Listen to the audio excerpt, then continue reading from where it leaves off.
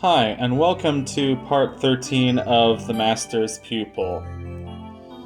It took me a couple hours to just kind of go through the last couple of puzzles of this game, and I don't know, I had to like restart. It was stupid. I could have like probably restarted from the last checkpoint, but I ended up restarting from like the beginning of the chapter, so I think I replayed like quite a bit of it. I was using the walkthrough quite heavily. I got a couple hours of footage to edit and piece together and stuff. And I don't know. I was just kind of I was kind of dreading the task of like editing and sitting through all of this, and eventually I decided not to sit through all of it really, but to just kind of slap some of my favorite relaxing tunes from other video games that I like that are actually good, and put them over this footage and just kind of talk about life and the Beatles and pro football, except not really, not pro football, but like professional idiocy, more like, because I'm an idiot. Yeah, some of these puzzles are a bit much, man. This game,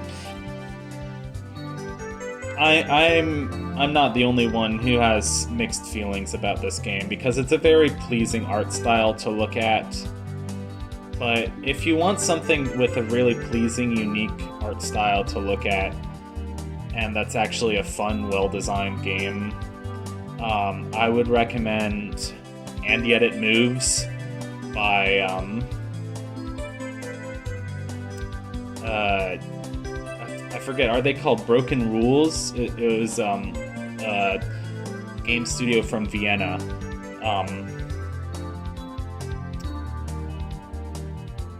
Which I did a playthrough of about 5 years ago, and it was a pretty good playthrough because it's one of my favorite games. There's lots of other games that have pleasing art styles and have better game design than this.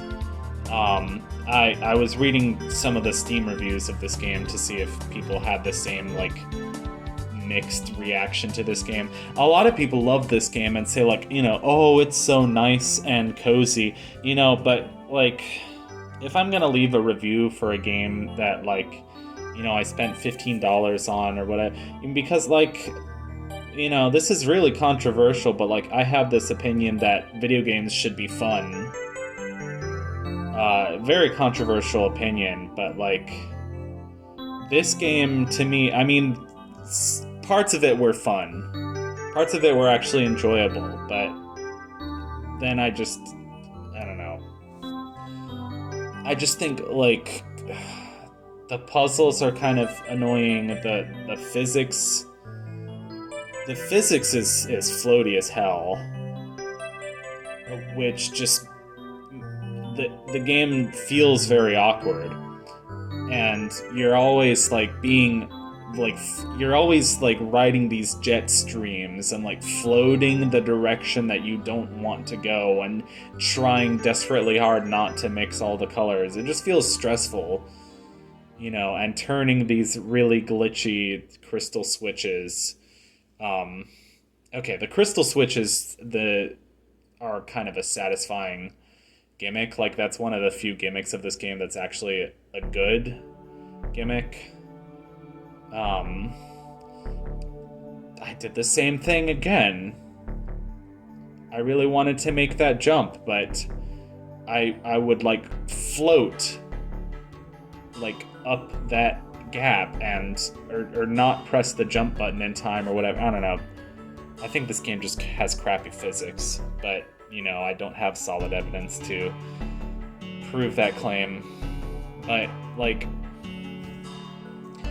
it's interesting. I did read some of the Steam reviews and like talking about like how Pat Naum like hyped this game up on his Instagram for so long and like had a very public like development process of like himself like painting the game and coding the game, but like they noticed that during the development process like it was all very clinical and it wasn't for the love of the gameplay. It was for the art. Like the gameplay was kind of an afterthought, but it was all focused on how it looked and not necessarily on like the fun of playing a game.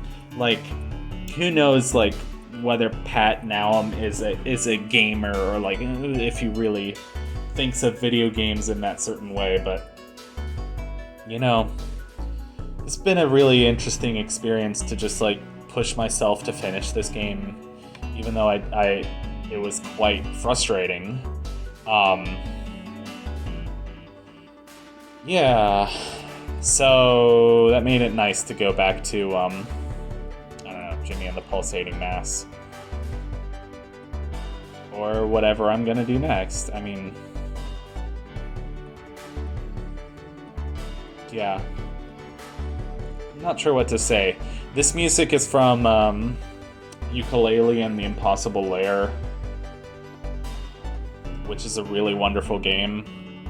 In fact, it's funny, more people have had positive reactions to Impossible Lair than the original Yooka-Laylee.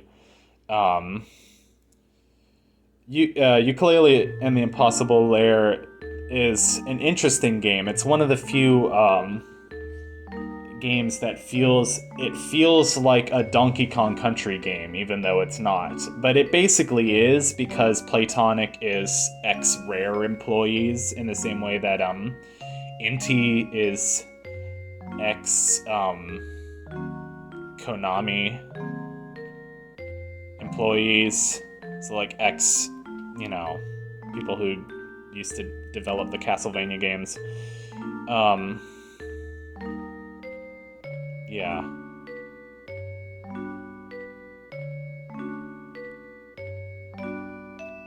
And, let's see, a couple years ago I was playing through Yooka-Laylee and the Impossible Lair and got pretty far, but kind of gave up. I think some of the overworld puzzles were kind of frustrating. I mean, I could have looked at a walkthrough. I was looking at a walkthrough for that game.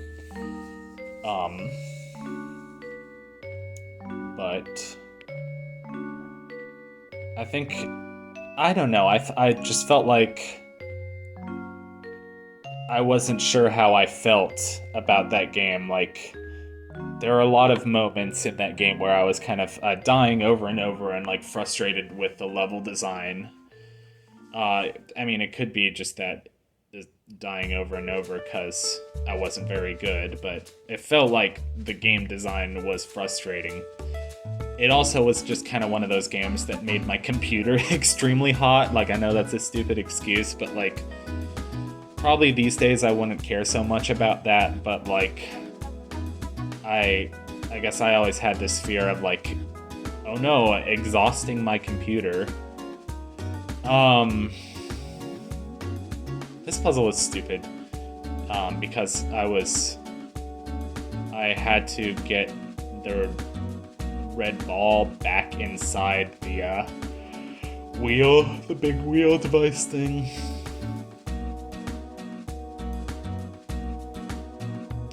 This music is from Fluidity. Fluidity is an amazing, it's an amazing game. It was made for WiiWare, and I remember WiiWare was such a cool service because a lot of, it wasn't games that you would buy physical copies of for the Wii. It was like a online market basically, and it also had Virtual Console. Was great. Like, I played Ocarina of Time on Virtual Console. I played Majora's Mask, Mario 64, Paper Mario, Donkey Kong Country on Virtual Console. But WiiWare, you would get like these indie games that were made specifically just for digital download on Wii. and Fluidity was one of them, and Yet It Moves was another one. But Fluidity was one of the coolest games ever made specifically for like the Wii and its motion controls, because you would control like the phases of water inside the pages of like a picture book, and tilting the Wii remote back and forth would like move the book or like tilt the scenery, at which would like the gravity would wouldn't really be moving the water directly, although kind of. You would like shake the Wii remote to make the water jump, but basically you would be using the physics of, you know, gravity and whatever to guide the water around the paper and solve various puzzles in the environment. It's one of the, in my opinion, one of the best indie games ever made. But I know that's an extremely long list. Like, you might have to have like several tiers on that list for, you know, games made by one person, like, you know, Dundertale and Jimmy and the Pulsating Mass and other classics like that. I don't know. Freaking Fez. Maybe Fez. I don't know. You would kind of like think of like some of these indie developers as like cult figures, like, you know, John Blow and Phil Fish, and we forget that they have like whole studios working under them. But then we have people like Toby Fox, you know. I don't know. It's a whole thing. Or like this guy, Pat Nowum, who, like, you know, technically he had helper, and like every indie game developer has helpers.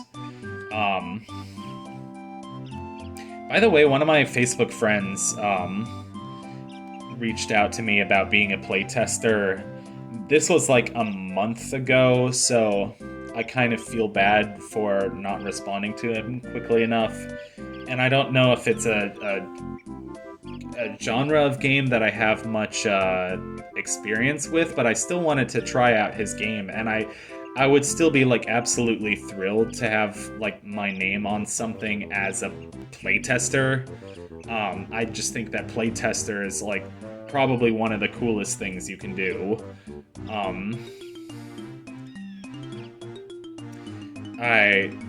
One of my friends used to be a playtester for Sony, I think. Good old Daniel. I miss you, Daniel. You know, you left this world too soon. But yeah, I was gonna get a controller. I don't know. At some point, I'm going to get a controller if I'm going to get more serious about like PC games. People have said like, oh, you should get an Xbox controller. No, I'm not really feeling Xbox controller. I want to get like I think they're called a Dual Shock. I'm not sure if they're called Dual Shock or Turbo Shock, but that's the kind that I want. I don't know. For some reason, I just don't like the name Xbox or the product Xbox, like the brand. It's it doesn't sit well with me. I have no real reason for hating on Xbox. It just feels like it feels like the most like corporate of. I mean, well, what would you call it? You wouldn't even call it the Big Three, because it's not the Big Three used to be like what? Nintendo, Sega, and Atari. And now you would think of like, well, Nintendo, Microsoft, and Sony, but like Sega's not dead yet. Oh yeah, I played through The Murder of Sonic the Hedgehog. Not much to say about that game. It was a cute little game. Like, the Sonic levels were frustrating, but fun. Crap, I lost it again. Oh my god. Yeah, I played through the visual novel aspects were really cute, but nothing to write home about. But yeah, I am spending a lot more time with my N64 emulator, and like I believe that like emulators have such a stigma around them, like it's kind of unnecessary unless like you have the money to collect old systems and like actual cartridges for those old systems. But like emulators are free, man. Like I don't know. So far, Project 64 is the only emulator that I've messed around with, but it's been really, really nice just to like play through Ocarina of Time again and play through Space Station Silicon Valley again and try games that I never like. Try Tigger's Honey Hunt and try Donald Duck Going Quackers and try Mystical Ninja starring Goemon. So here we have a really lovely painting of like a cathedral at sunset and like the ocean or whatever. And that's where this episode is going to end. So goodbye, everyone. See you in the next part of Master's Pupil.